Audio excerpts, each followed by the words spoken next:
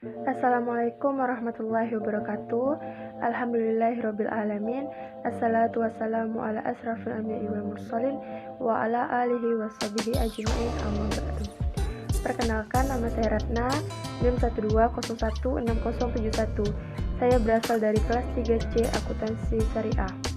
Di sini saya akan membuat video presentasi makalah yang telah saya kerjakan dengan materi pasar persaingan monopolistik yang telah diberikan tugas mata kuliah UTS Ekonomi Mikro Syariah. Langsung saja, di sini ada pengertian pasar persaingan monopolistik. Pasar persaingan monopolistik adalah salah satu pasar persaingan tidak sempurna. Teori pasar persaingan monopolistik ini dikembangkan karena adanya ketidakpuasan pada analisis model persaingan pasar sempurna ataupun pasar monopoli. Terdapat beberapa ciri-ciri pasar persaingan monopolistik. Yang pertama, adanya banyak penjual. Perusahaan dalam pasar monopolistik memiliki ukuran yang cenderung sama besar. Kondisi ini akan melahirkan produksi suatu perusahaan yang cenderung sedikit bila dibandingkan dengan seluruh produksi yang ada di dalam pasar.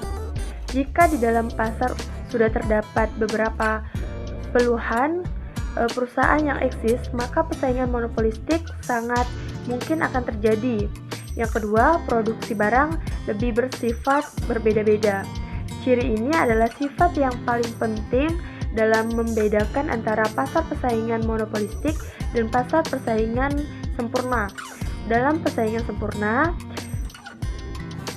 produk dari berbagai perusahaan akan sama tentunya. Hal ini berbeda dengan pasar persaingan monopolistik yang produksi barangnya bersifat variatif dan secara fisik akan lebih mudah dibedakan di antara produksi suatu perusahaan dengan produk perusahaan lainnya. Yang ketiga, perusahaan memiliki sifat kekuasaan dalam mempengaruhi harga. Pasar persaingan monopolistik bisa mempengaruhi harga walaupun relatif lebih kecil dibandingkan hasil persaingan sempurna yang tidak memiliki kekuasaan ataupun pengaruh harga, kekuasaan dan mempengaruhi harga. Hal ini terjadi karena adanya produksi barang yang sangat berbeda-beda, maka para pembeli akan cenderung lebih memilih barang daripada perusahaan tersebut. Yang keempat, pemasukan industri relatif lebih mudah diperoleh.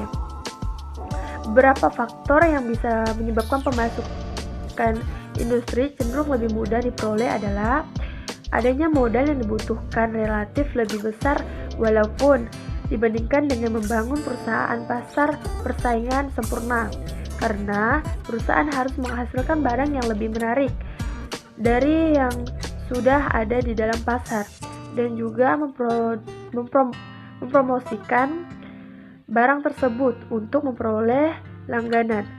Yang kelima, terakhir, persaingan promosi penjualan yang sangat aktif. Harga bukanlah faktor penentu dari besarnya pasar dan dari perusahaan-perusahaan yang ada di dalam pasar persaingan monopolistik. Suatu perusahaan akan lebih mungkin menjual barang yang relatif lebih mahal harganya, namun tidak bisa menarik banyak pelanggan. Sebaliknya, suatu perusahaan lain yang menjual barang dengan harga murah akan bisa menarik lebih banyak pelanggan. Kondisi ini menyebabkan oleh adanya sifat barang yang maka produksi yaitu barang yang bersifat berbeda-beda. Untuk itu, dalam mempengaruhi cita rasa pembeli, maka setiap pembisnis harus melakukan persaingan bukan dengan harga, melainkan memperbaiki mutu dan juga desain suatu barang. Adapun kekurangan dan kelebihan pasar persaingan monopolistik. Kelebihan pasar persaingan monopolistik adalah banyaknya produsen di pasar akan memberikan keuntungan untuk konsumen dalam memilih produk yang lebih terbaik untuknya. Adanya kebebasan keluar masuk bagi para produsen sehingga akan mendorong produsen untuk selalu melakukan inovasi dalam memproduksi barangnya. Adanya Diferensiasi produk akan mendorong konsumen untuk lebih relatif dalam menentukan produk mana yang nantinya akan dibeli dan dapat membuat setiap konsumen bisa lebih lanjut terhadap produk yang akan dipilihnya. Pasar ini juga relatif sangat mudah dijumpai oleh konsumen karena sebagian besar keperluan sehari-harian akan tersedia di dalam pasar monopolistik.